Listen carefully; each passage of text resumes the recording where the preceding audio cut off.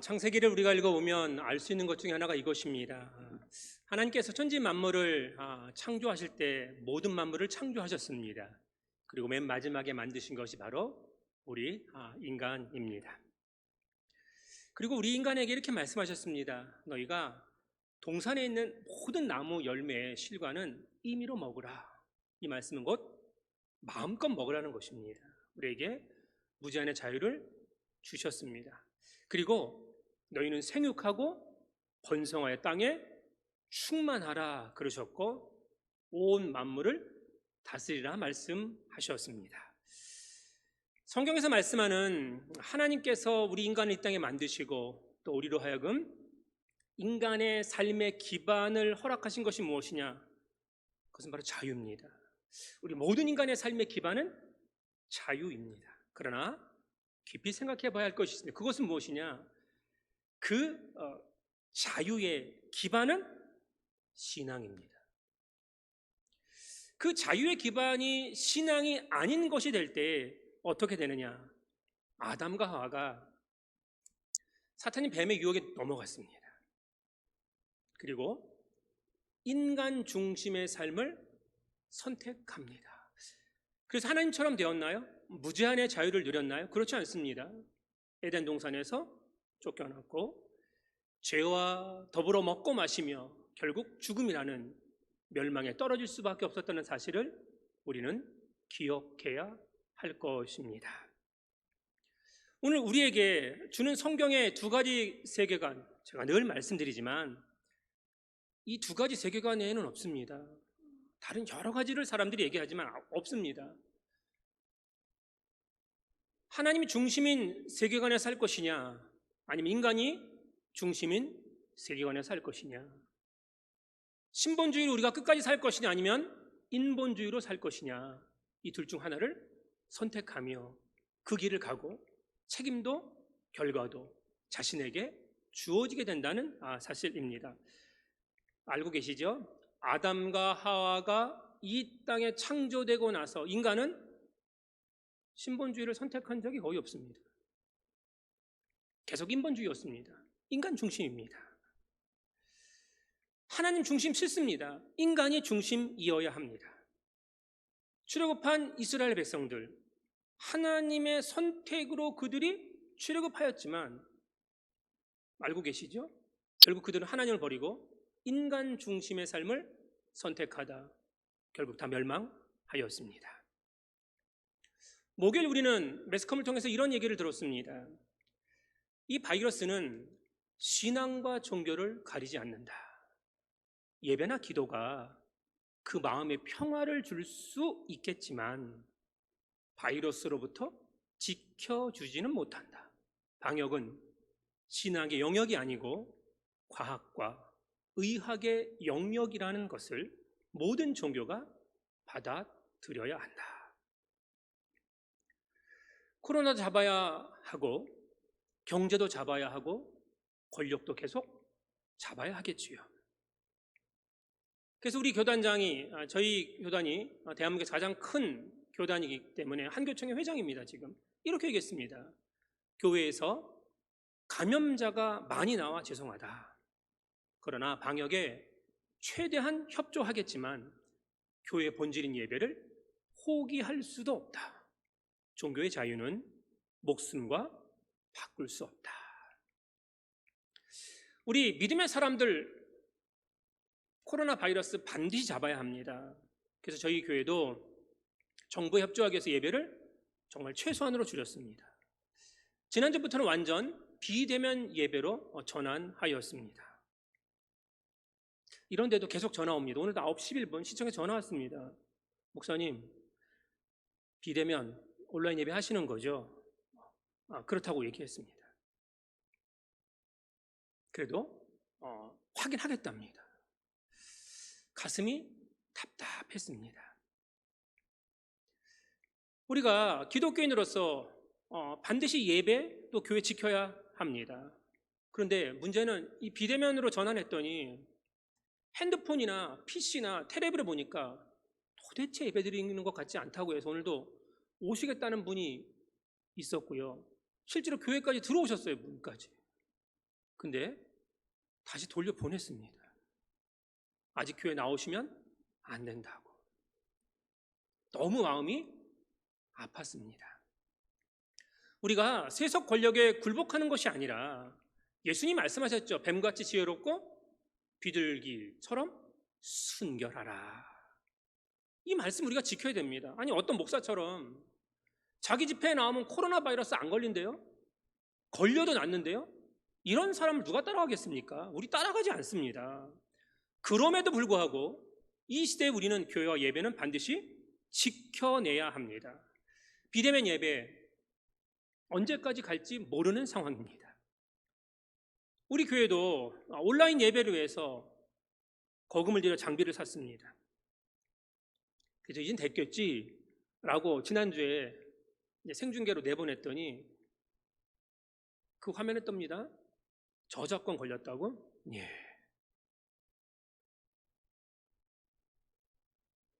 특송 뭐 이런 거 하면 안 됩니다. 다 걸립니다. 온라인으로 생중계 하니까. 그래서 3번 하면요 이게 블랙아웃 됩니다. 화면이 송출이 안 되는 거예요. 그래서 저희도 화면 보셨죠? 이제 라이센스 회사에 음원에 대한 라이센스 지급했고요. 이 스트리밍도 저작권료가 있습니다. 이것도 지급했습니다. 1년치를 지금. 네. 이젠 됐겠지 했는데 아시겠지만 또 저 조명이 문제입니다. 예. 전체를 다 가려면 너무 많이 돈이 드니까 지금 여기 쏘는 조명 2개만 갈기로 했습니다. 근데 2개도요 상당히 비쌉니다. 그리고 그것도 100% 수입입니다. 신청했는데 언제 올지 모르는 상황입니다.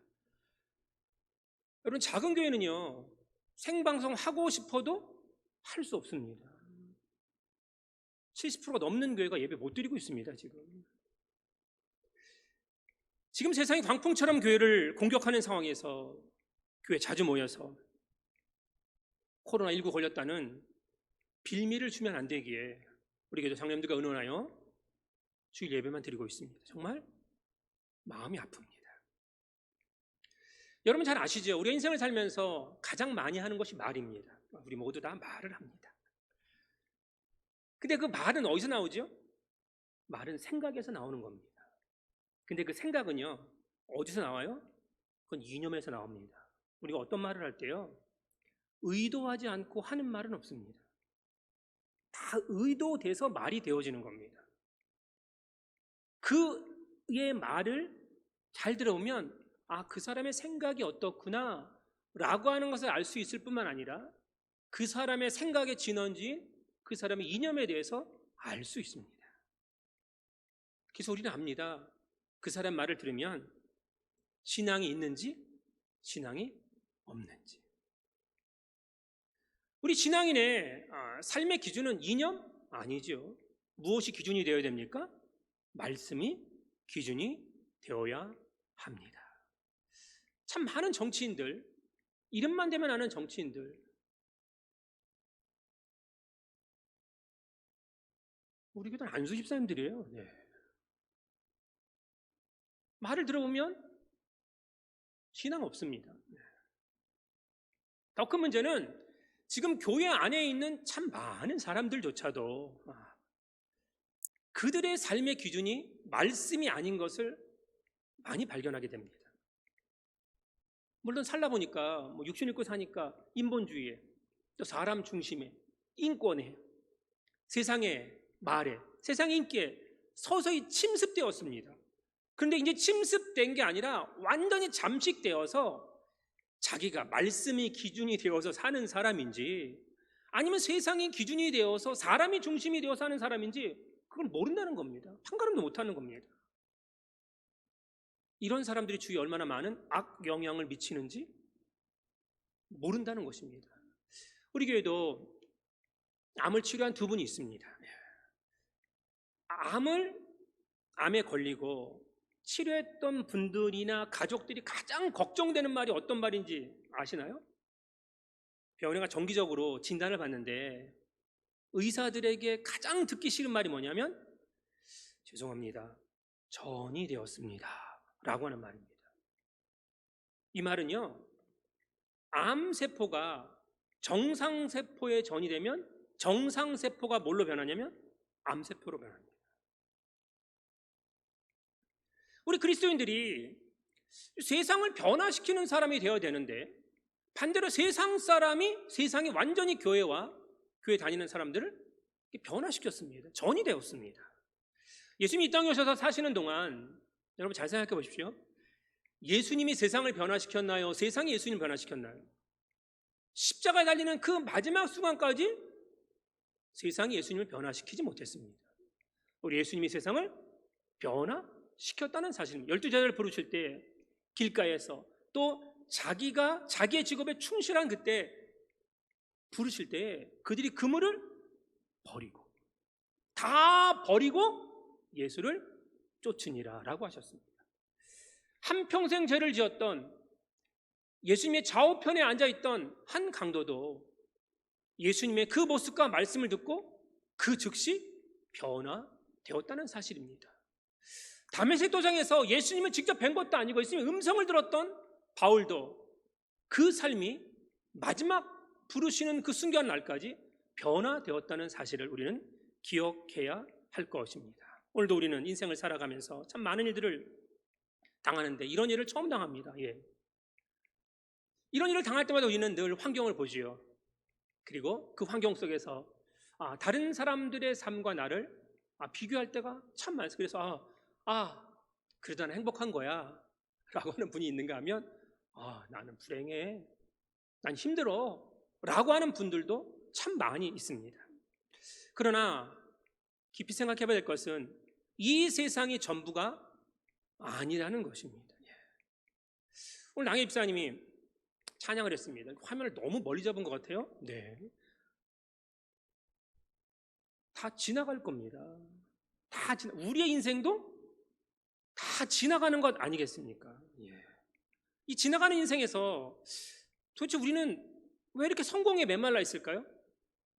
세상 모든 사람이 얘기하는 것, 돈 쌓아놓는 것 아니겠습니까? 부자 되는 겁니다. 근데 예수님께서 우리의 삶에 오셨을 때 부자 되라 말씀하신 적이 없습니다. 하나님이 이스라엘 백성들을 출애굽하셔서 가나안 땅에 들어가기까지 항상 하늘에서 새벽에 만나를 주셨습니다. 이것이 무엇이냐? 일용할 양식이잖아요. 네일 브레이드잖아요. 그러니까 일용할 양식입니다. 그래서 사람들은 내일 없으면 어떡해 그래가지고 막 더 주셨습니다. 근데 하나님은 어떻게 하셨어요? 다 썩게 만드셨습니다. 사람들은 하루치를 원하는 게 아니에요. 최소 부자라면 어느 정도치는 있어야 돼요? 한 100년치는 쌓아놓아야 되잖아요. 근데 그거 아니다라고 하는 것입니다. 여러분 잘 생각해 보십시오. 오늘 우리가 하나님을 중심으로 사는, 하나님의 말씀대로 사는 사람이라 그러면 오늘 성경이 우리가 어떻게 말씀하고 있나 잘 보세요. 자막에 본문이 아닌 성경은 제가 이제 자막에 띄울 겁니다. 자, 마태복음 7장 26절입니다. 자막을 보시면 마태복음 7장 26절 시작. 나의 이 말을 듣고 행하지 아니하는 자는 그 집을 모래 위에 지은 어리석은 사람 같으니. 아멘. 또 누가복음 12장 20절에서 21절입니다. 자, 한번 읽어볼까요? 시작. 하나님은 이르시되 어리석은 자여 오늘 밤에 내 영혼을 도로 찾으리니 그러면 내 준비한 것이 누구의 것이 되겠느냐 하셨으니 자기를 위하여 재물을 쌓아두고 하나님께 대하여 부요하지 못한 자가 이와 같으니라. 아멘. 오늘 우리의 삶을 보십시오. 분명히 귀 있는 자는 들으라 말씀하셨는데 우리 들었습니다. 문제는 듣고 행하는 자가 되지 못하면 그 사람은 모래의 집을 지어서 풍수가 일고 큰 재해가 일어나면 다 무너지게 되어 있다는 거예요. 아무리 많이 쌓아놓으면 뭐 하겠습니까? 어제 마블 영화에 나왔던 한 히어로 주인공이 흑인으로 최초의 마블 영화 나온 그 최두익이 43살에 죽었습니다. 엄청난 인기, 부가 있으면 뭐 하겠습니까? 대장암으로 그는 죽었다는 사실입니다. 사랑하는 여러분, 권력자가 되는 것, 사람들 위해 군림하고 사람들을 부리고 자기 뜻대로 세상을 마치 행하는 것처럼 하는 것. 그러나 그 권력이 주어진다는 것이 본인을 하나님께로 이끌지 못할 뿐만 아니라 하나님께서 원하시는 삶의 방향에서 정반대로 가게 된다는 것을 오늘 본문의 주인공이 우리에게 알려주고 있다라고 하는 사실입니다. 우리 그리스도인들은 죄로 물든 이 땅에 사는 동안 정말 예수님이 이 땅에 오셔서 저와 여러분들을 구원하시기 위하여 흘리신 그 십자가의 보혈의 공로를 잊지 말고 그 주님이 걸어가신 그 길과 말씀대로 살아가는 우리 모두가 되시길 주님의 이름으로 축원드립니다. 아멘. 그래서 세상에 전이 되면 안 되는 겁니다. 전염되고 오염되면 안 되는 겁니다. 우리가 세상을 전이시켜야 되는데 지금 참 쉽지 않은 세상에 살고 있지만 그래도 우리의 삶의 기준에 말씀보다 앞서는 것이 있으면 안 된다는 것입니다. 지난주에도 말씀드렸듯이 우리는 두려움에 떠는 사람 두려워하지 않습니다. 환경이 또 삶의 모습이 어렵고 힘들지라도 아니 대적들이 10,000,000명이 나를 둘러 에워 진칠지라도 나는 두려워하지 아니하리로다라고 하는 믿음이 우리에게 반드시 있어야 되는 것입니다. 왜? 어떤 상황에서 믿음으로 반응하고 믿음으로 말하고 믿음으로 행동하면 그 삶의 승리와 확신이 하나님께로부터 주어진다는 사실입니다. 그래서 우리가 인생을 살 때요 반드시 우선순위 둬야 됩니다. 사람은 여러 가지 일을 할 수 있지 않습니다. 사람의 눈도 한 가지만 볼 수 있습니다. 두 가지를 보면 흐려집니다. 한 가지만 집중할 수 있습니다. 인생이 똑같습니다. 모든 것을 할 수 없기에 내 인생에서 내가 가장 먼저 우선해야 될 것이 무엇인지를 분명히 알아야 합니다. 돈이 우선인 사람, 돈 얘기만 나오면요 눈이 반짝거립니다. 건강이 우선인 분, 건강 얘기 뭐가 좋더라 그러면 눈이 그냥 반짝반짝해집니다. 요즘 다이어트 얼마나 많이 합니까? 이거 먹으면 다이어트에 좋더라 그러면 그냥 귀가 확 열리고 눈이 확 떠지는 사람 많습니다. 지금 고3 아이들 코로나 때문에 얼마나 힘든 시기 보내는지 알고 있지 않습니까? 예. 교회 나오지 않아서 막 학생부 애들은 신났다고 합니다. 지금. 예. 우리 흔히 이런 말 있잖아요. 바다에는 해삼이 있고 육지에는 고삼이 있다. 예. 뭐 이런 얘기 하는데 이게 자기가 자신 있는 것, 자기가 집중하는 것이 있으면 사람이 바뀌어요. 안 씻는 애들이요. 애인이 생기면 막 씻고 외모에 그렇게 관심을 갖습니다. 이게 달라지는 겁니다. 술이 우선인 사람은요 자다가도 술 얘기만 나면 벌떡 일어납니다. 예. 앞으로 코로나19가 지나면 교회에 얼마나 많은 사람들이 나오지 않을까 심각한 연구 결과 많습니다. 절반 정도 예측하는 사람 많습니다. 지금 건강이 우선인 사람은 앞으로 교회가 마치 코로나19 바이러스의 진원지인 것처럼 지금 매스컴이 몰아가니까 안 나올 분들 많을 거. 그러나 신앙이 우선인 사람은 다릅니다. 예. 하나님 앞에 나와 예배하고 하나님의 교회에 나와 무릎 꿇는 것이 자신의 인생에 삶의 가장 중요한 것임을 알기에 어떤 약속보다 하나님 앞에 예배하는 약속보다 앞선 것은 없습니다. 그분들 지금 교회 나오지 못해서 얼마나 마음이 아픈지 참 참담한지 아마 오늘도 영상을 보면서 서로 느끼게 될 것입니다. 우리는 압니다. 코로나19로 인해서 세상이 힘들고 어려워서 참 많은 사람들이 쓰러지기 일보 직전입니다. 그러나 진짜 왜 쓰러지는지 아세요? 하나님 앞에 믿음이 없어 쓰러지는 겁니다. 교회와 예배에 대한 사랑이 점점 식어지게 우리가 쓰러지는 것입니다. 여러분 세상은요 인본주의자들은 자꾸 절대적인 거를 무너뜨리는 거예요. 절대적인 게 싫은 겁니다. 그 절대적인 가치를 그냥 비절대적인 아무나 행할 수 있는 가치로 바꿔버리는 거예요. 그러니까 절대적인 것은 흔들리면 안 되는데 그게 진리잖아요. 근데 하나님도 이미 흔들렸고요. 하나님의 말씀도 이미 흔들렸습니다. 그게 절대가 아닌 겁니다. 인간이 더 우선이니까. 인간 중심이니까. 지금도 아마 우리 교회 전체가 이 예배 들어오지 않는 것 같습니다. 기분대로 아마 드리는 분들 많습니다. 물론 정갈하게 딱 준비를 해서 드리는 분들도 있다는 것을 사진을 통해서 보게 되지만 들어오는 숫자에 비하면 확실히 적다는 것을 알고 있습니다. 아무리 알려줘도 조금만 물어보면 금방 되는데 하려고 하지도 않습니다. 준비도 안 하고 아마 씻지도 않고 지금 들어와 계신 분, 누워 계신 분이 있지 않나 모르겠습니다. 기분 좋으면 나오고 그렇지 않으면 안 들어오고 마음대로 할 수 있습니다. 이런 재미난 예화가 있습니다. 어떤 사람이 영부영 신앙생활을 했는데 정말 운 좋게 천국에 갔습니다. 그 예수님 만났어요. 근데 이분이 어떻게 했냐면 예수님, 우리 목사님한테 예수님 말씀을 참 많이 들었습니다. 이게 얼마나 어색하겠습니까? 천국에서 이 땅에서 예수님과 함께 지나온 삶의 경험이 있어야 되는데 하나도 없는 겁니다. 여러분, 서먹서먹한 처음 만나는 사람은 서먹서먹하잖아요. 무슨 말을 하겠어요? 같이 식사하기도 참 불편하고 차 마시기도 불편합니다. 그러나 친한 사람끼리는요, 말이 없어도 좋습니다. 그냥 같이 있는 것만으로도 많은 대화가 오고 간다는 것이죠. 그 대화가 뭐예요? 그게 바로 예배입니다.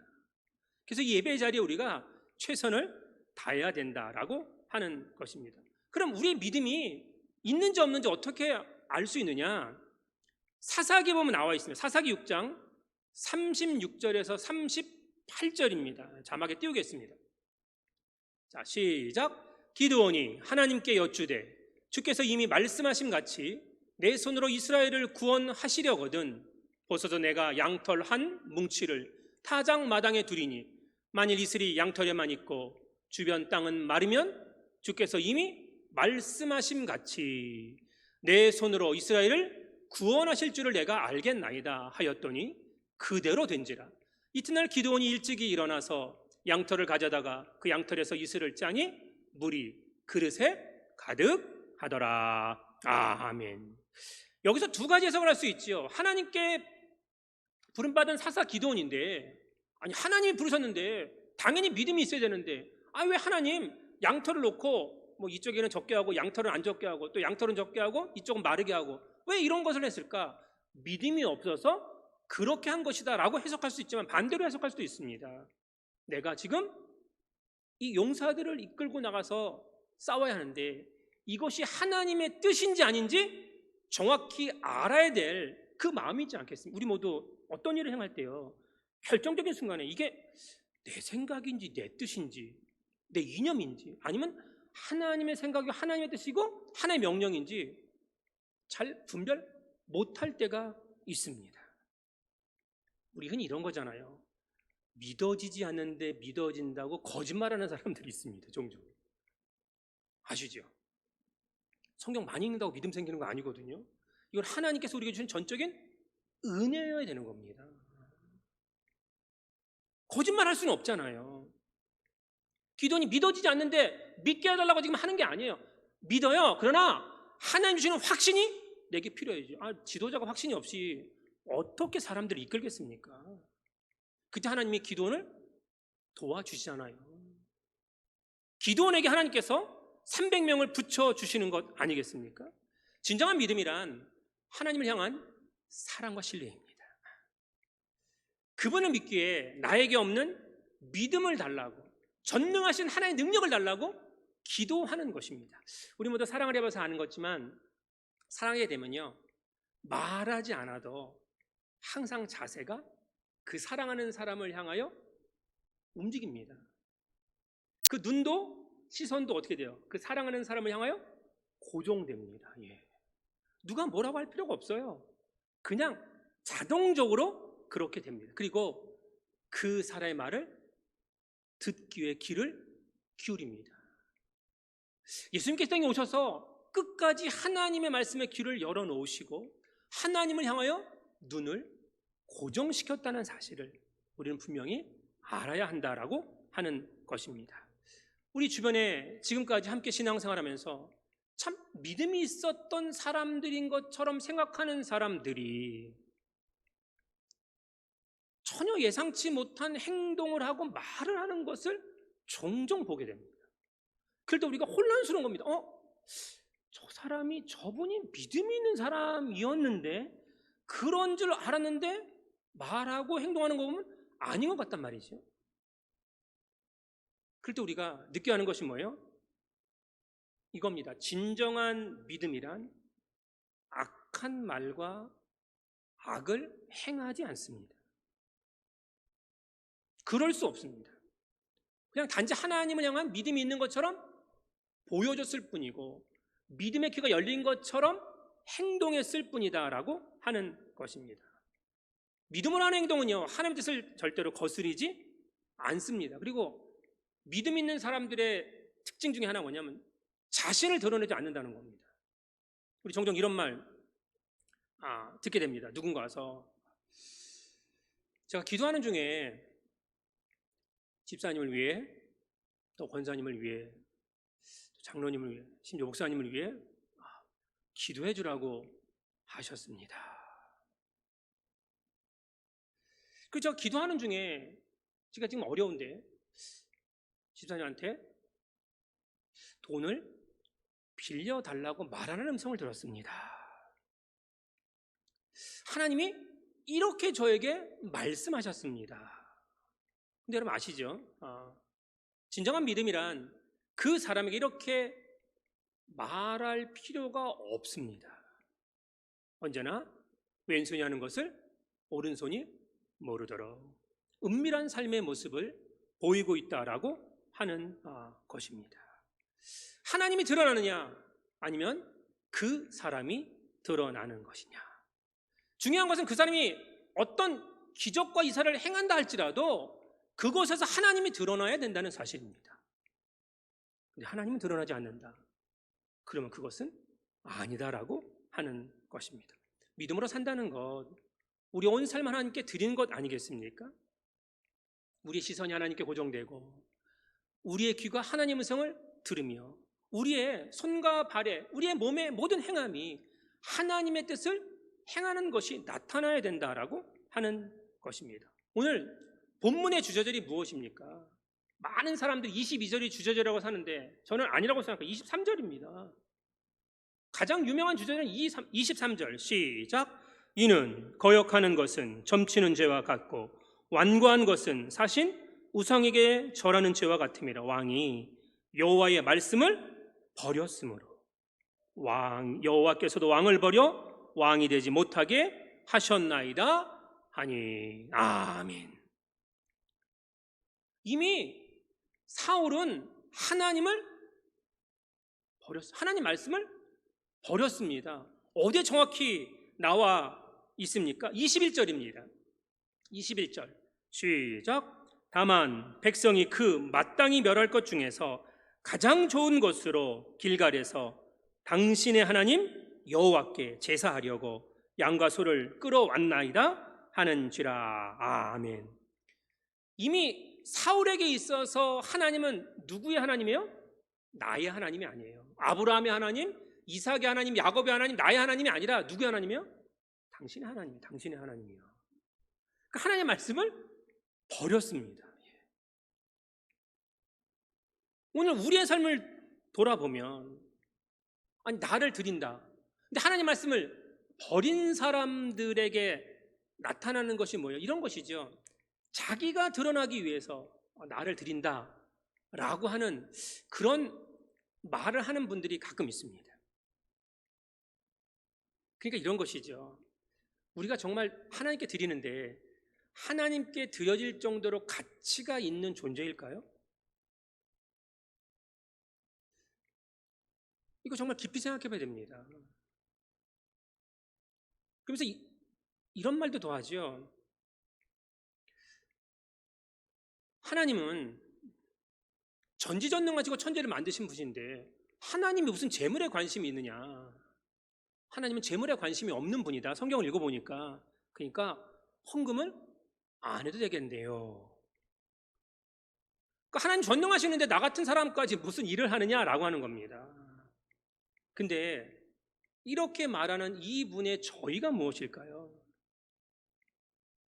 자기가 드리는 헌금이 아깝고 자기가 충성하고 봉사하고 헌신하는 것이 싫은 거죠. 오늘 우리가 예배를 드린다는 것이 무엇입니까? 이렇게 예배만 드리면 그래도 우리는 생중계 하는 거 꼭 드려. 근데 이 예배만 드리면 모든 죄가 사해지고 또 모두 하나님의 뜻을 따른다는 착각이 들 때가 있는데 그렇지 않습니다.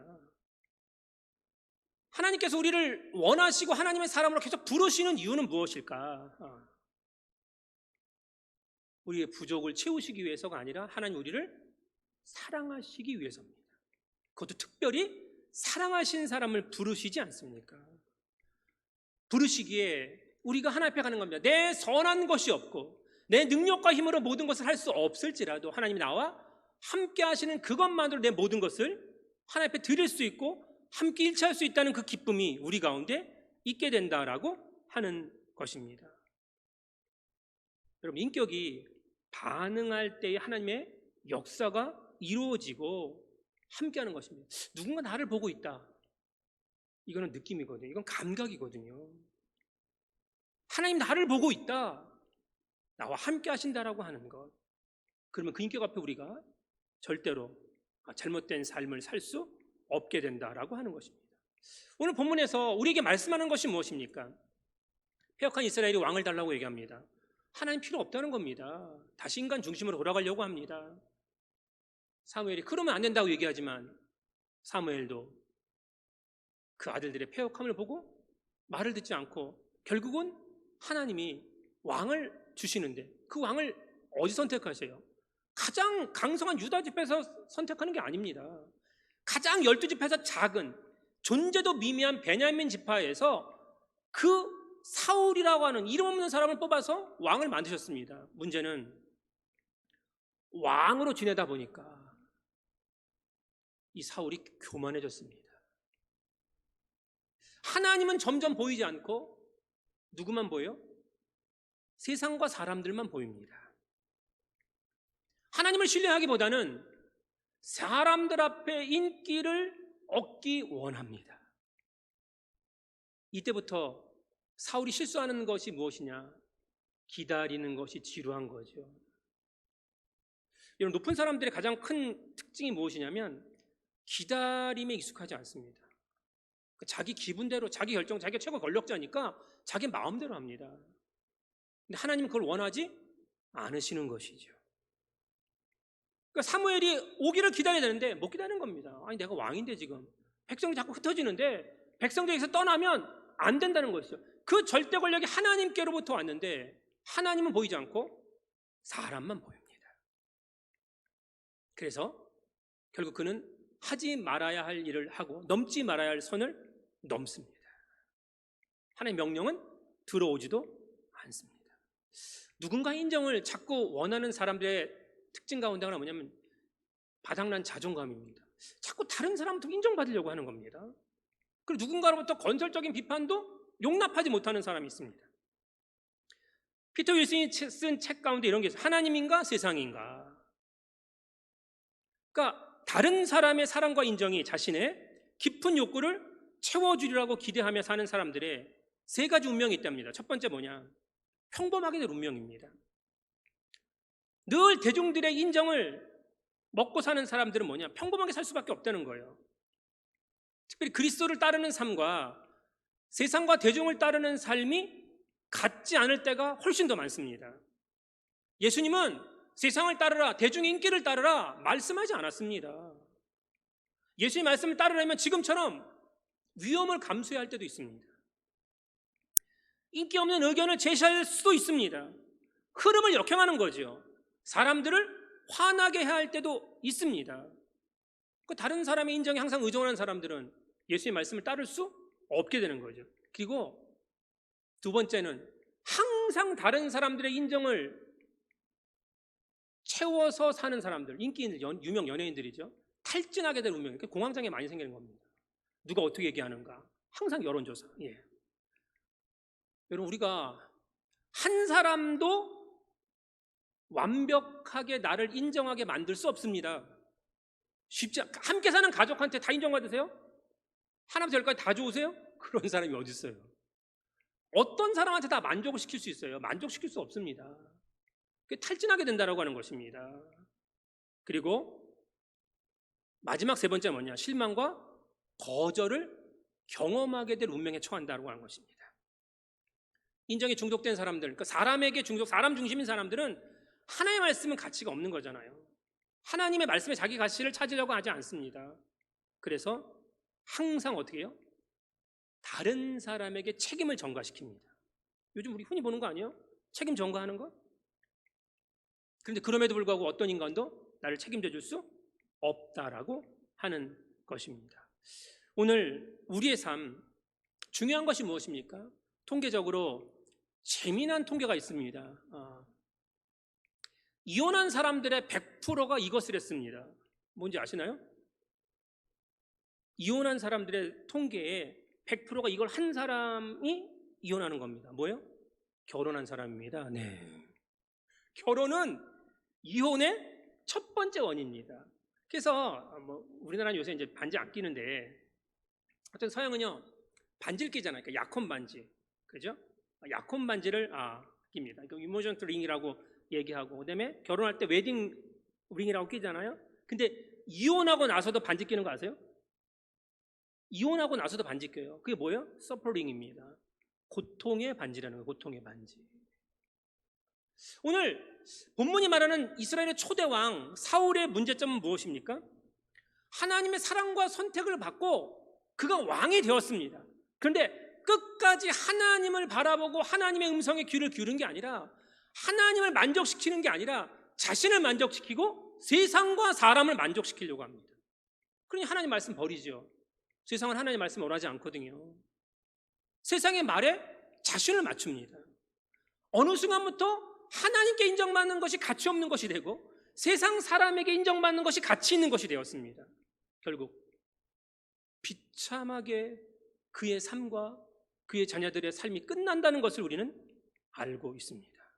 오늘 우리 인생에 목말랐던 수많은 사람들을 보게 됩니다. 요한복음 4장에서 사마리아 여인이 대낮에 물을 길러 옵니다. 아마 예수님께서 의도적으로 그 시간에 그 여인에게 가셨습니다.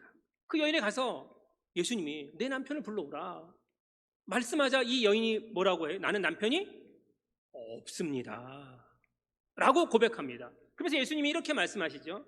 자, 요한복음 4장 17절 18절입니다. 자막 보시면 됩니다. 시작.